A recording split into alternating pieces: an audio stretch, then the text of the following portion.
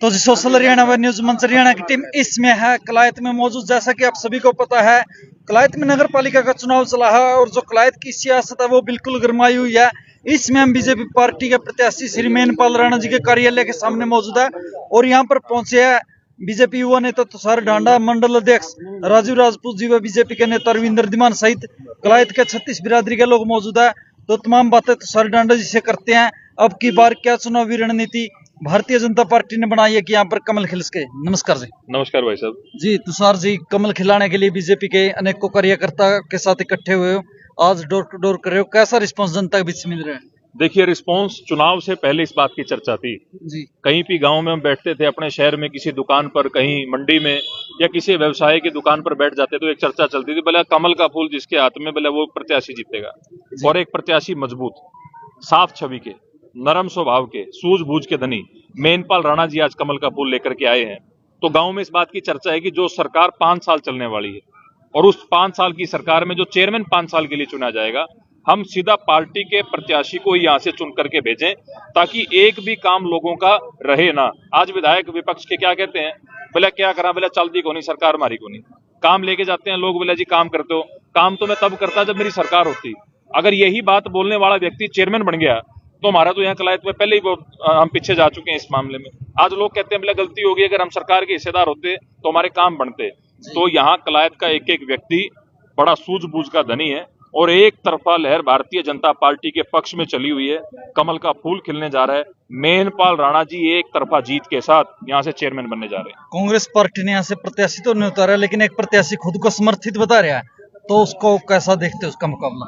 देखिए जी, कांग्रेस पार्टी यहाँ से प्रत्याशी उतारने की हिम्मत कर भी नहीं सकती। ये आज नई बात नहीं है। पिछले लोकसभा विधानसभा कितने चुनाव आप उठा लो तो कांग्रेस की वोटों की गिनती देखो आप कलायत शहर के अंदर है कितनी। समर्थित की जहां तक बात है, देखिए वो मैं उसमें बात में नहीं जाना चाहूंगा भाई कौन आदमी किसको किसका समर्थित बता रहा है, मगर कांग्रेस की हालत ये है कि आज विधानसभा के प्रत्याशी, यहां तक कि बड़े बड़े नेता लाइनों में लगे भारतीय जनता पार्टी ज्वाइन करने के लिए। बहुत से ऐसे नेता भी होंगे हरियाणा के अंदर जो शायद किसी अलग अलग पदों पर चुन करके भी आए हो, वो भी आज चाहते हैं कि बीजेपी में एंट्री हो जाए। और जहां तक कांग्रेस पार्टी की बात है तो वो बताएं तो सही कि जब कांग्रेस पार्टी की सरकार थी कलायत शहर को उन्होंने दिया क्या? बीजेपी ने क्या दिया? मिनी सेक्रेटरी दी, बीजेपी ने दिया नगर पालिका की बिल्डिंग, बीजेपी ने दिया महाराणा प्रताप समुदाय केंद्र की बिल्डिंग, बीजेपी ने दिया हॉस्पिटल की बिल्डिंग, बीजेपी ने दिए शानदार सड़कें, स्ट्रीट लाइट। आज बीजेपी ने पार्क दिया, हमारा अग्रसेन पार्क देने का काम किया।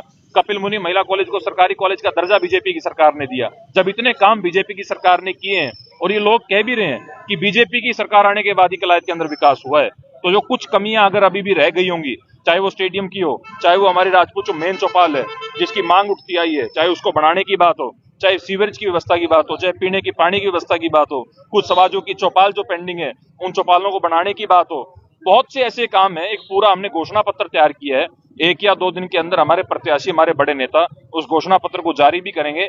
यहां से 100% कमल का फूल जीतेगा। सिर्फ एक आदमी को चेयरमैन बनाने का चुनाव नहीं है, ये चुनाव है कलायत के विकास का। लोग जानते हैं कोई अपनी जेब से तो पैसे लगाएगा नहीं, पैसे लेके आएगा राज्य की सरकार से। राज्य की सरकार किसकी है? बीजेपी की है। मुख्यमंत्री कौन है? नायब सिंह सैनी है। और जब नायब सिंह सैनी जी ने अपना प्रत्याशी भेज दिया तो फिर तो कोई डाउट बचा ही नहीं, यहाँ से चुनाव जीतेंगे। भारतीय जनता पार्टी में रहे कुछ कार्यकर्ता थे जो टिकट मांग रहे थे, लेकिन अब वो चुनाव में खड़े हो गए, क्या उनको बनाने का प्रयास किया जाएगा? देखिए, जिस पार्टी की हवा लहर होती है ना जी, उस पार्टी के टिकट के चाहवान स्वाभाविक से लोग कई होते हैं, मगर जिसको कमल का फूल मिल गया उस प्रत्याशी के साथ हर एक समर्पित कार्यकर्ता का धर्म बनता है कि उसके साथ खड़ा होकर के पार्टी के लिए वोट की अपील करें।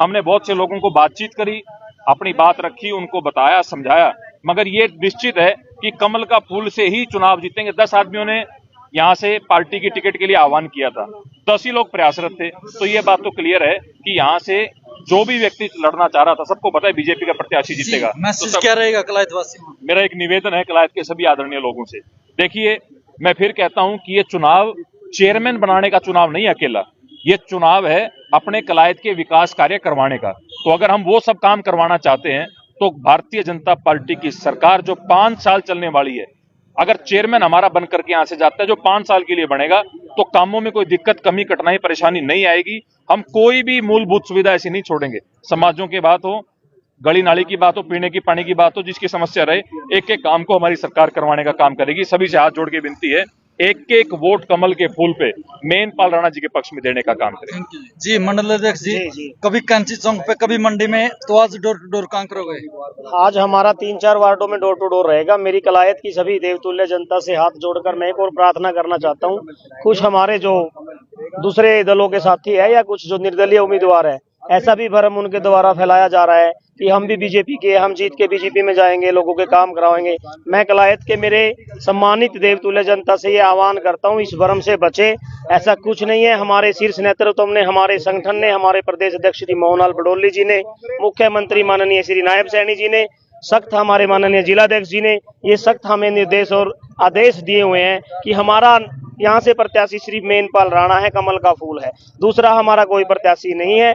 हमारा प्रत्याशी को यहाँ से जिताओ ताकि हमारा प्रत्याशी और हम सब मिलकर यहाँ से ज्यादा काम करवा सके। वरना ऐसा हो जाएगा जैसे हमारे यहाँ से पूर्व में हमारी मंत्री रही श्रीमती कमलेश डांडा जी, विधानसभा में हमने एक बहुत बड़ी गलती कर दी, उनको हम यहाँ से हराने का काम कर दिया। तो आज जो लोगों की मूलभूत पानी की समस्या है, चाहे बिजली की समस्या है, हमें जब लोग कहते हैं, हम कहते हैं कि विधायक जी के पास जाओ, वो कहते हैं विधायक जी तो मिलते ही नहीं। विधायक जी का ना कोई दफ्तर है, ना कोई आता है, ना कोई पता है। मेरी कलायत के सभी सम्मानित और देवतुल्य जनता से ये हाथ जोड़कर प्रार्थना और विनती है, हमारा प्रत्याशी सिर्फ मेनपाल राणा है और कमल का फूल है। हमारा कोई दूसरा प्रत्याशी नहीं है। और हार या जीत के बाद हम भारतीय जनता पार्टी ना किसी दूसरे उम्मीदवार को हम पार्टी में लेंगे। हमारा प्रत्याशी सिर्फ और सिर्फ कमल का जो फूल लोग है। बीजेपी छोड़कर चुनाव लड़ रहे हैं, क्या ऑफिशियल घोषणा कर दी वो पार्टी में है या नहीं? नहीं, कोई पार्टी में नहीं है। जो पार्टी के साथ नहीं है वो पार्टी में नहीं है। हम इस पे विचार भी कर रहे हैं। पार्टी उनको, अगर कोई है भी ऐसा साथी, उसको निकालने का भी जल्द पार्टी उस पर काम करेगी। तो मैसेज क्या रहेगा मंडल अध्यक्ष? मैसेज ये रहेगा मेरी सभी कलायत की देवतुल्य जो जनता है कि यहाँ से बहुत ज्यादा मतों से कमल को खिलाओ और हमारी जो समस्याएं हैं, चाहे बिजली की समस्याएं हैं, खेल स्टेडियम की समस्याएं हैं, कॉलेज निर्माण की समस्याएं हैं, और जो भी गली नालियां, सफाई व्यवस्था और हमारे जो शहर के दोनों तरफ सुंदर सुंदर गेट जो बनने हैं, इन सब पे भारतीय जनता पार्टी काम करेगी और बहुत ज्यादा विकास यहाँ पे होगा। तो चलिए साथियों, थे हमारे साथ बीजेपी युवा नेता तुषार डांडा व मंडल अध्यक्ष राजीव राजपूत जी, जिनका कहना है कि अब की बार कलायत में कमल खिलेगा, भारतीय जनता पार्टी का प्रत्याशी मेनपाल राणा एक बड़ी जीत दर्ज करेगा। लेकिन ये भविष्य के गर्भ में है, चुनाव परिणाम क्या रहने वाला है, आप लोगों को वीडियो देखकर कैसा लगा कमेंट करके जरूर बताना। तो देख